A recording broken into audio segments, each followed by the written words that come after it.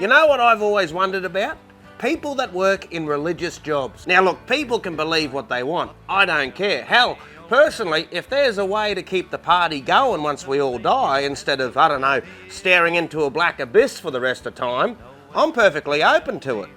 I'm just not overly convinced. Because think about it, mate. I know they call it a leap of faith, but it's a big ask. And for people that work in churches and confessionals, you know, religion-based jobs, I don't know what I think about it. Like, what's their job really do? Because, you know, they work these jobs and earn good money because, you know, the Lord is nowhere to be seen, but he always needs money, a bit like a politician, and we just got to what?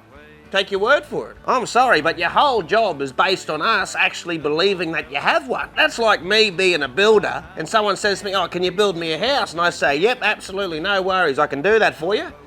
If you believe hard enough. I mean, the money you must save on a belief-based business with no overheads must be incredible.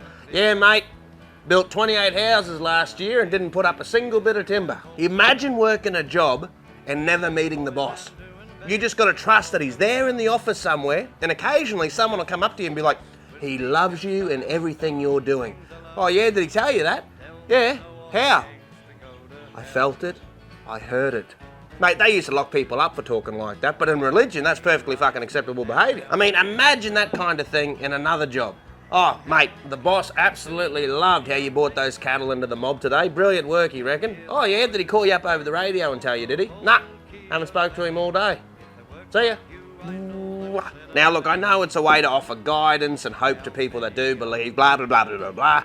But there's a reason why throughout history we have this term called God-fearing man, because religion and the big fella in the sky that knows when you don't follow his rules, well, that was a great way to keep everyone half in check. Because think about it, mate, without a little fear in us, we'd still be bashing each other's heads in with rock. And I do think in today's world, we have strayed as far from the path as we ever have as a society, because no one's buying it anymore, mate. Especially when everyone started being a bit open about what the Catholics get up to. So I don't know. It's a trust-based profession that seems to take advantage of that a lot. Not to mention religion has incited more violence and started more wars than anything else ever has. So you stop a few blokes from fucking their neighbour's wife, and then a couple times a century, you wipe out 1 million people in some crusade. I mean, is the trade-off really worth it? And as an old funny fella once said, you know, in a war, right, you're in the trench there, you're praying to your God, hey, look after me, please, mate, and take care of that fella that's trying to kill me. And then over in that trench, that fella's praying to his God, saying, please look after me and fuck up that bloke.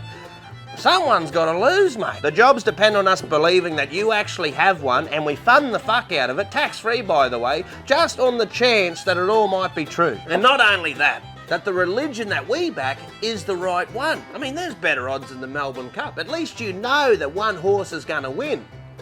All these could be wrong. Hell, insurance companies have payouts for acts of God. Lightning blows up your ute, act of God. Now, I think that's rubbish because what? Some bloke who has never made himself known in my lifetime takes credit for something Mother Nature done.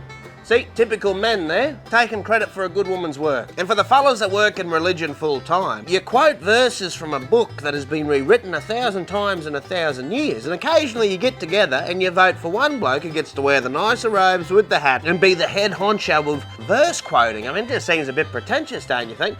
I mean, that's like me being the CEO of a company because I can sing along to Darryl Braithwaite's The Horses better than everyone else can. See, the Dalai Lama, he keeps it simple. No bells and whistles, just a bit of enlightenment and a good old robe. Though I did hear he wears a Rolex watch, so fucked if I know. And look, I don't begrudge the fathers and the fellas that come out during drought time and drop off a box of wheat picks and have a cup of tea and a yarn. I mean, they're not trying to force anything on you.